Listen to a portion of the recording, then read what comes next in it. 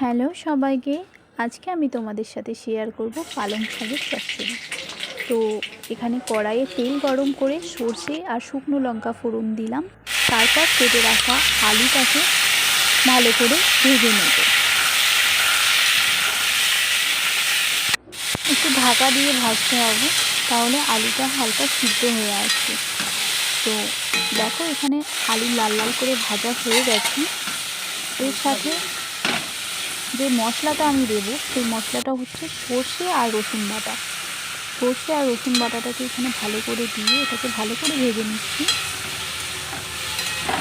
ভেজে নেওয়ার পর তার সাথে দিলাম এখানে হলুদ গুঁড়ো, লঙ্কা গুঁড়ো আর স্বাদ মতো লবণ।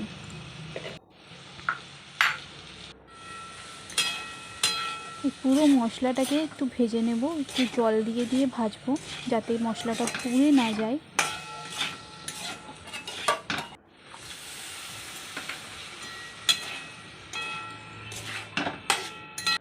ভাজা হয়ে গেছে, তেল ছেড়ে দিয়েছে। এরপর দিলাম এখানে পালং শাক কেটে রাখা। এটাকে ভালো করে মিক্স করে নেওয়ার পর, তো এখানে দেখো পালং শাকটাও সিদ্ধ হয়ে এসেছে মোটামুটি।